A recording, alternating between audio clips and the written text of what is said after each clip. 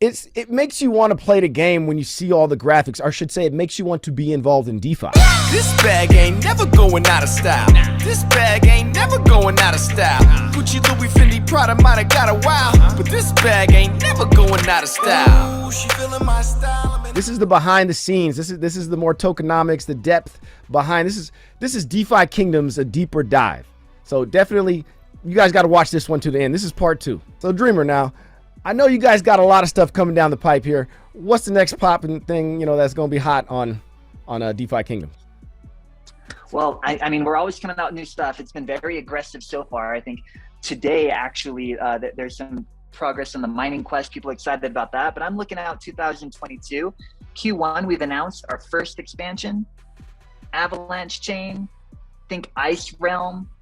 Think the genes coming out with the heroes being like Ice Wings, Crystal Wings. Okay, so kind of different new NPC to the graphics and stuff. Oh yeah, whole new realm. It's called Crystal Veil. So maybe next time we hop on here, that'll be live. We can hop in there, do some summons. And that's why it's on Avalanche, your right? Audience. That's why it's on Avalanche with all the snow and the ice. So that's the theme. So we got a cross-chain play-to-earn game. All right, so we actually got like a highlight reel here. All right, it's a little bit over a minute, I believe. It's going to kind of walk you through a couple of the NPCs, show you some gameplay. I think it's fire. Let's go.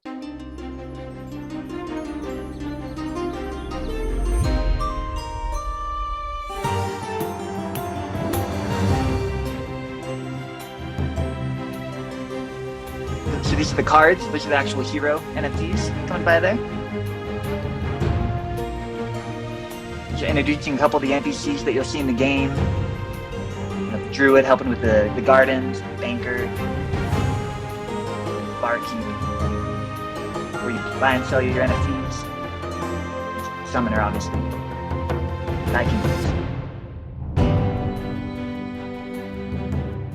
So when we first launched, actually, our map was tiny.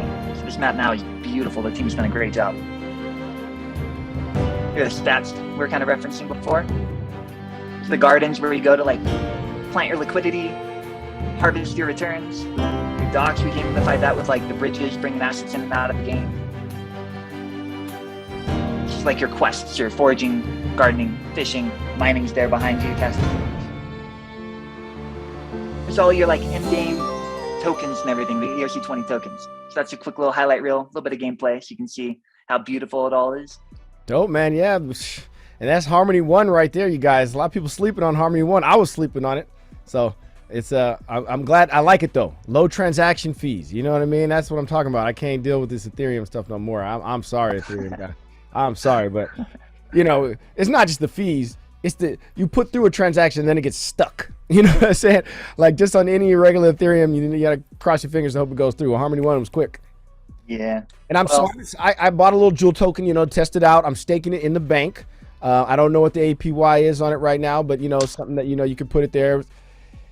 It makes you want to play the game when you see all the graphics, or I should say it makes you want to be involved in DeFi. When you see the graphics and the games, the market, you want to test it out. And then the fact that it's on a Harmony 1 blockchain, I can do a few transactions, have some fun with it without it like having a lot of friction.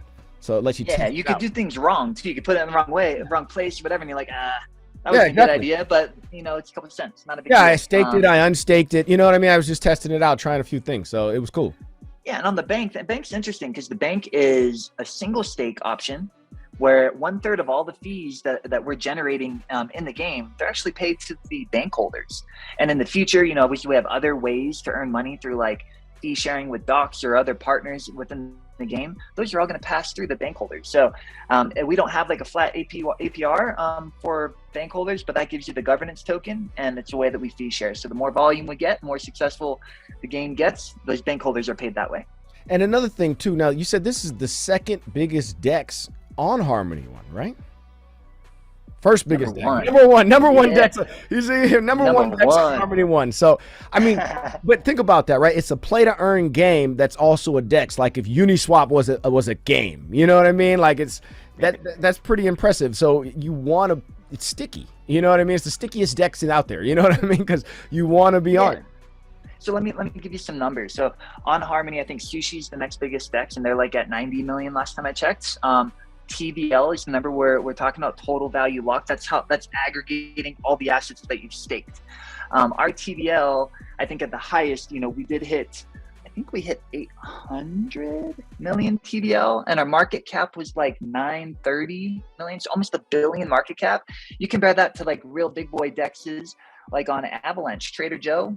You know, I checked at one point, they were like 7.3 billion in TVL.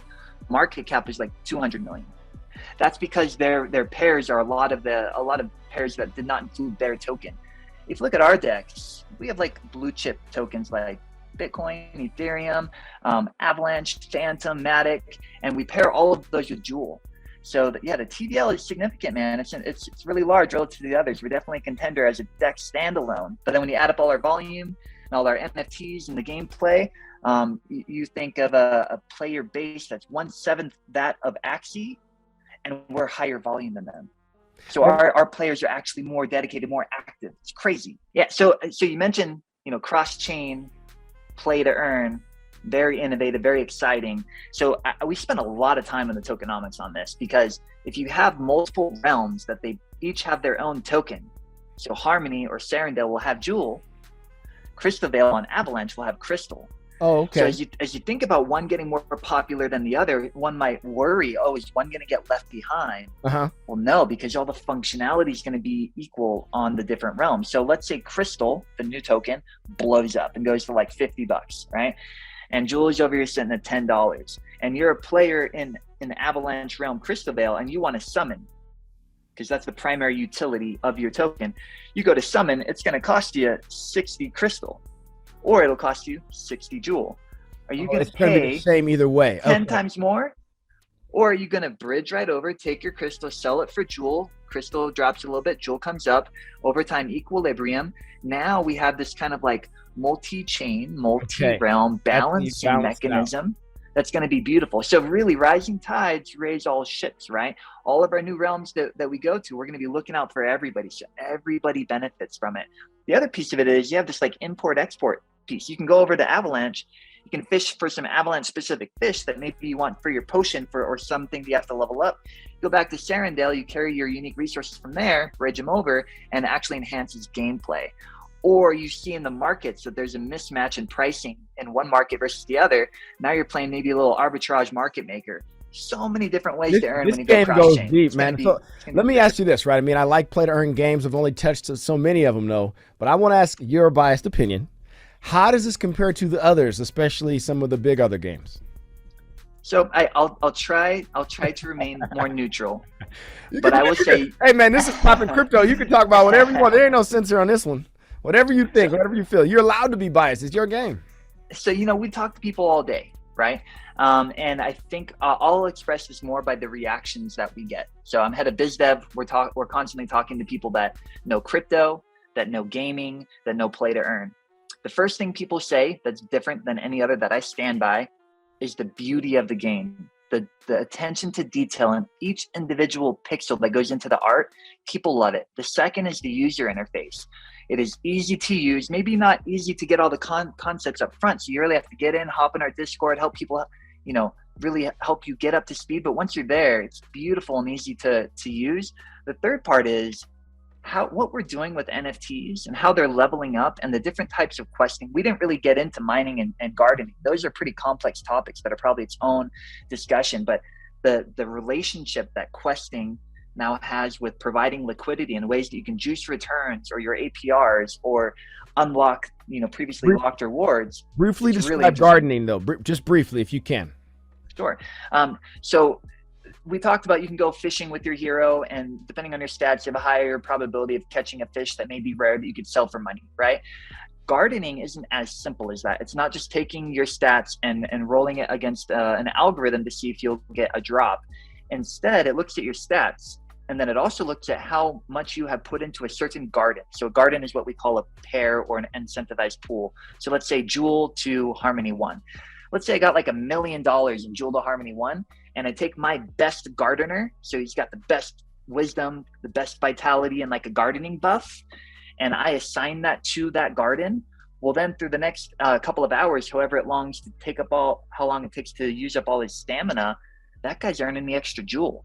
It takes his stats, looks at how much I've staked, and it gives you jewel that you didn't have before. It's a totally new way to earn. Very exciting. And this is what I want to impress upon the mainstream. You know, I watch a lot of CNBC and Bloomberg and stuff. I'm always tapped into everything going on in finance and the crypto world especially. But somebody tried to compare play to earn games. They called Axie Infinity a Ponzi scheme or whatever. And I'm like, but you're comparing a play to earn game to a financial thing. The whole point is play to earn games should be compared to earn to play game, games that you pay to play games. You know what I mean? Like, people want to play the game because the game is fun. You just actually get to earn something, right? How many games did people put into, I don't know, Fortnite or Minecraft, whatever these games are, where you had to buy skins, or even what's the Candy Crush? You know what I mean? People are spending money on that to like upgrade things and all these type of things. You don't get anything back from that. You get nothing back. This is the same idea, where except for in this particular game, you go really, really deep.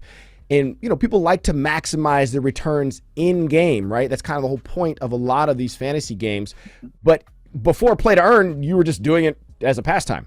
Now you're actually earning at the same time. Like, so people are playing games anyways. We're putting money into games. In this case, the time you put in, you actually get something back for them. And in this particular game, it gets very granular, very deep. And you guys are expanding. I see you guys coming fast.